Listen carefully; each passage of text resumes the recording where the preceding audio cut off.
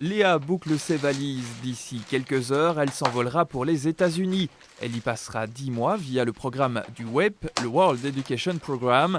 10 mois, c'est long, il s'agit avant tout de ne rien oublier. C'est difficile de se dire qu'on fait ses valises pour 10 mois. Est-ce qu'on a pris ça, est-ce qu'on a pris ça. Enfin, on emballe presque, on emballe presque notre vie dans nos valises, quoi. C'est assez compliqué. Et on se dit on peut toujours acheter là-bas parce qu'on va presque recommencer une nouvelle vie là-bas. Mais bon, c'est aussi difficile de se dire ce qu'on prend avec ou pas. Enfin, trier nos vêtements, on peut pas tout prendre non plus. On a droit qu'à 23 kilos dans les valises. Dans ses valises, elle emporte aussi des cadeaux pour la famille qui l'accueillera là-bas, dans l'Indiana, à West Lafayette, à des milliers de kilomètres de son village de Plancenoit. Elle prévoit de faire découvrir la culture belge à sa famille américaine. De son côté, Léa fera là-bas une deuxième fois Sareto, une année qu'elle a bouclée à l'Athénée royal de Rixensart au mois de juin. Une aventure avant tout pour préparer son avenir. Niveau études supérieures, je savais pas trop quoi faire. J'avais plein d'idées en tête, mais j'arrivais pas à le préciser.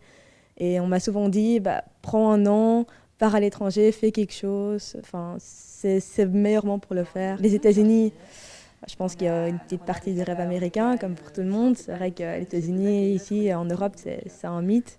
Mais peut-être aussi aller au-delà du mythe, aller découvrir, en fait, aller abattre tous les clichés qu'on a ici, aller vraiment découvrir la vie américaine telle qu'on la connaît moins.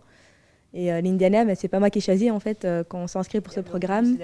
On n'a aucune idée de l'idée où on va partir. Depuis, Léa a largement eu le temps de se renseigner sur l'école qu'elle fréquentera, la West Lafayette High School, dont les équipes de sport sont surnommées les Diables Rouges, ça ne s'invente pas, mais aussi sur la famille d'accueil avec laquelle elle est déjà en contact. Durant 10 mois, elle vivra loin de sa sœur et de ses parents. Elle communiquera avec eux par mail et par Skype. On prévoit des rendez-vous Skype parce que ce sera difficile pour tout le monde et surtout pour les parents et la petite sœur sinon.